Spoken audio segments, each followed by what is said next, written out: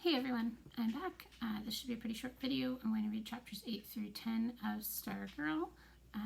The cat in session today is Tofino. She's asleep on the shelf. Here we go. The change began around Thanksgiving. By December 1st, Stargirl Caraway had become the most popular person in school. How did it happen? Was it the cheerleading? The last football game of the season was her first as a cheerleader. The grandstand was packed. Students, parents, alumni. Never had so many people come to a football game to see a cheerleader. She did all the regular cheers and routines, and more. In fact, she never stopped cheering. While the other girls were taking breaks, she went on jumping and yelling. She roamed. Areas that had always been ignored, the far ends of the grandstand, the spectators behind the goalposts, the snack bar parents, found themselves with their own arm-pumping cheerleader. She ran straight across the 50-yard line and joined the other team's cheerleaders. We laughed as they stood there with their mouths open. She cheered in front of the players' bench and was shooed away by a coach. At halftime, she played her ukulele with the band. In the second half, she got acrobatic. She did cartwheels and backflips. At one point in the game, she stopped, and 3 zebra-shirted officials ran toward one end zone. She had shimmied up a goalpost, tightrope walked out to the middle of the crossbar, and was now standing there with her arms raised in a touchdown sign. She was commanded down to a standing ovation and flashing cameras. As we filed out afterward, no one mentioned how boring the game itself had been. No one cared that the Electrons had lost again. In his column the next day, the sports editor of the Micah Times referred to her as the best athlete on the field. We couldn't wait for basketball season. Was it a Hillary Kimball backlash? Several days after the birthday song, I heard a shout down the hallway, "Don't!" I ran. A crowd gathered at the top of the stairwell. They were all staring at something. I pushed my way through. Hillary Kimball was standing at the upper landing, grinning. She was holding Cinnamon the rat, dangling it by its tail over the railing, nothing but space between it and the first floor. Stargirl was on the steps below, looking up. The scene froze. The bell for the next class rang. Nobody moved. Stargirl said nothing, merely looked. The 8 toes of Cinnamon's front paws splayed apart. Its tiny, unblinking eyes were bulging, black as cloves. Again, a voice rang out, "Don't, Hillary!" Suddenly, Hillary dropped it. Someone screamed, but the rat only fell to the floor at Hillary's feet. She sent Stargirl a final snare and left. Was it Dory Dilson? Dory Dilson was a brown-haired 9th grader who wrote poems on loose-leaf notebook as big as herself and whose name nobody knew until the next day she sat down at Stargirl's table for lunch. The next day the table was full. No longer did Stargirl eat lunch or walk the hallways or do anything else at school alone. Was it us? Did we change? Why didn't Hillary Kimball drop the rat to its death? Did she see something in our eyes? Whatever the reason, by the time we returned from Thanksgiving break, it was clear that the change had occurred. Suddenly, Stargirl was not dangerous, and we rushed to embrace her. Calls of "Stargirl" flew down the hallways. We couldn't say her name often enough. It tickled us to mention her name to strangers and watch the expression on their faces. Girls liked her, boys liked her, and most remarkable, the attention came from all kinds of kids, shy mice and princesses, jocks and eggheads. We honored her by imitation. A chorus of ukuleles strummed in the lunchroom. Flowers appeared on classroom desks. One day it rained and a dozen girls ran outside to dance. The pet shop at the Micah Mall ran out of rats. The best chance for us to express our admiration came in the first week of December. We were gathered in the auditorium for the annual oratorial contest. Sponsored by the Arizona League of Women Voters, the event was open to any high school student who cared to show his or her stuff as a public speaker. The microphone was yours for 7 minutes. Talk about anything you like. The winner would move on to the district competition. Usually only 4 or 5 students entered the contest at MAHS. That year there were 13, including Stargirl. You didn't have to be a judge to see that she was far and away the best. She gave an animated speech, a performance really, titled "Elf Owl, Call Me by My First Name." Her gray-brown homesteader's dress was the color of her subject. I couldn't see her freckles from the audience, but I imagined them dancing on her nose as she flicked her head this way and that. When she finished, we stomped on the floor and whistled and shouted for more. While the judges went through the charade of conferring, a film was shown. It was a brief documentary about the previous year's state finals. It featured the winner, a boy from Yuma. The most riveting moments of the film came not during the contest, But during its aftermath, when the boy arrived back at Yuma High, the whole school mobbed him in the parking lot. Banners, cheerleaders, band music, confetti, streamers. Pumping his arms in the air, the returning hero rode their shoulders into the school. The film ended, the lights went on, and the judges proclaimed Stargirl the winner. She would now go on to the district competition in Red Rock, they said. The state finals would be held in Phoenix in April. Again and again we whooped and whistled. Such was the acclamation we gave her in those last weeks of the year. But we also gave something to ourselves. In the Sonoran Desert, there are ponds. You could be standing in the middle of one and not know it, because the ponds are usually dry. Nor would you know that inches below your feet, frogs are sleeping, their heartbeats down to once or twice per minute. They lie dormant and waiting, these mud frogs, for without water their lives are incomplete. They are not fully themselves. For many months they sleep like this within the earth. And then the rain comes, and 100 pairs of eyes pop out of the mud, and at night 100 voices call across the moonlit water. It was wonderful to see, wonderful to be in the middle of, we mud frogs awakening all around. We were awash in tiny attentions, small gestures, words, empathies thought to be extinct came to life. For years the strangers among us had passed sullenly in the hallways. Now we looked, we nodded, we smiled. If someone got an A, others celebrated too. If someone sprained an ankle, others felt the pain. We discovered the color of each other's eyes. It was a rebellion she led, a rebellion for rather than against, for ourselves, for the dormant mud frogs we had been for so long. Kids whose voices who'd never been heard before spoke up in class. Letters to the editor filled a whole page of the school's newspaper December edition. More than 100 students tried out for the spring review. One kid started a camera club. Another wore hush puppies instead of sneakers. A plain, timid girl painted her toenails Kelly green. A boy showed up with purple hair.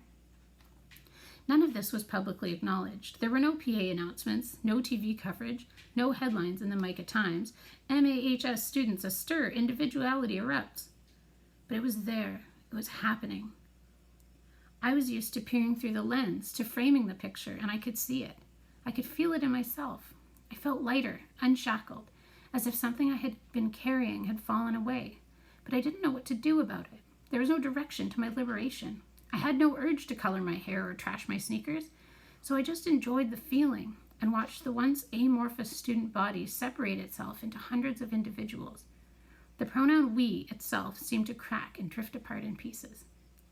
Ironically, as we discovered and distinguished ourselves, a new collective came into being, a vitality, a presence, a spirit that had not been there before. It echoed from the rafters in the gym. Go Electrons! It sparkled in the water fountains. At the holiday assembly, the words of the alma mater had wings.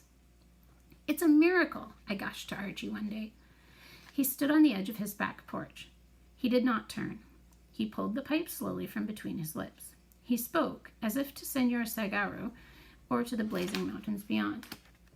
Best hope it's not, he said. The trouble with miracles is they don't last long. And the trouble with bad times is you can't sleep through them. It was a golden age, those few weeks in December and January. How could I know that when the end came, I would be in the middle of it? All of my resistance to putting Stargirl on hot seat vanished. Okay, I said to Kevin, let's do it. Schedule her. He started off. I grabbed his arm. Wait, ask her first. He laughed. Right, like she's going to say no. No one had ever said no to hot seat. Any reluctance to answering personal or embarrassing questions always yielded to the lure of appearing on TV.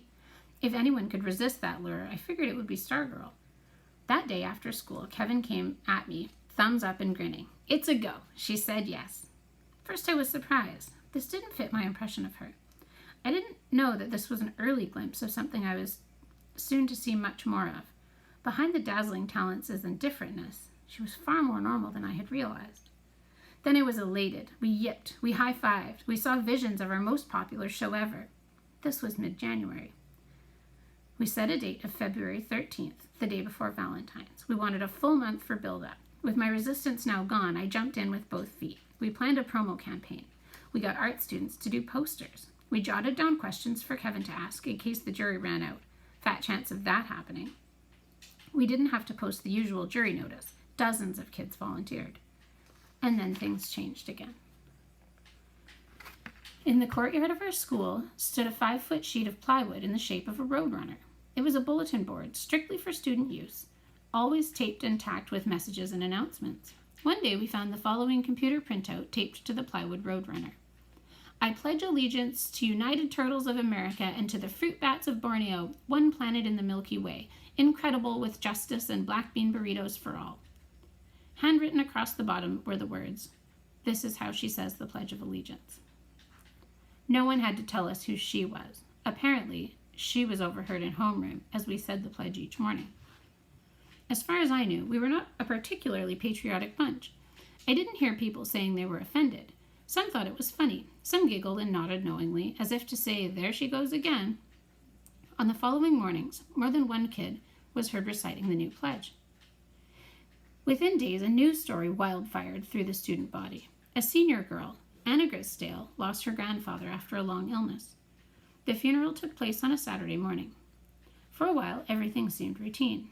The crowd of people at the church, the line of cars with their headlights on, the smaller group clustered around the grave for the final farewell. After the brief graveside service, the funeral director handed everyone a long-stemmed flower. Upon leaving, each mourner laid his or her flower over the casket. This was when Anna Grisdale first noticed Stargirl. Through her own tears, Anna could see that Stargirl was crying also. She wondered if Stargirl had been at the church as well. Even more, she wondered why Stargirl was there at all. Could she have been friends with her grandfather without Anna's knowing it? Anna's mother asked her who the unfamiliar girl was. Afterward, the mourners were invited to Anna's house for lunch. About 30 came. There was a buffet of cold cuts and salads and cookies. Stargirl was there chatting with members of the family, but not eating or drinking anything. Suddenly, Anna heard her mother's voice. It was no louder than the others, but it was different. "What are you doing here?" Sudden stillness. Everyone staring. They were in front of the picture window. Anna had never seen her mother so angry. Mrs. Grisdale had been very close to her father. They had built an addition to their house so he could live with them. She glared down at Stargirl. "Answer me." Stargirl gave no reply. "You didn't even know him, did you?" Still, Stargirl said nothing. "Did you?" And then Anna's mother was flinging open the front door and pointing, as if banishing her to the desert. "Leave my house." Stargirl left. Danny Pike was 9 years old. He loved to ride the bicycle he had gotten for his birthday. One day after school, he lost control and plowed into a mailbox. He broke his leg, but that wasn't the worst of it. A blood clot developed. He was airlifted to Children's Hospital in Phoenix, where he was operated on. For a while it was touch and go, but within a week he was on his way back home. All of this was reported in the Micah Times, as was the celebration when Danny arrived at his home on Pinion Lane. The 5-column photo in the Times showed Danny on his father's shoulders, surrounded by a mob of neighbors. In the foreground was a new bike and a big sign that read, "Welcome home, Danny." It wasn't until days later that the front page photo appeared on the Plywood Roadrunner. We gathered around to see something we hadn't noticed before. An arrow from a thick red tip felt marker pointed at one of the tiny faces crowded in the frame. It was the face of a girl beaming, as if Danny Pike were her little brother back from the dead. It was Stargirl. And then there was the bike. The various members of the Pike family, parents, grandparents, et al., each thought someone else had bought Danny the new bicycle. Several days went by before they discovered, to their great surprise, that none of them had. So where did the bike come from? High schoolers who heard the story and saw the picture had a pretty good idea. Apparently the Pikes did not. The bike became the focus of a family squabble. Mr. Pike was mad because nobody he asked would admit to buying the bike, and probably because he hadn't done it himself. Mrs. Pike was mad because no way, not for at least 1 year, would she allow Danny back on wheels. One night, the new, still unridden bike wound up at the Pikes' front curb with the trash cans. By the time the trash collector came the next day, it was gone. Danny got a BB gun instead. The Pledge of Allegiance, the Grisdale funeral, the Danny Pike affair, these things were noted, but they had no immediate impact on Stargirl's popularity at school. Not so with cheerleading and the boys' basketball season.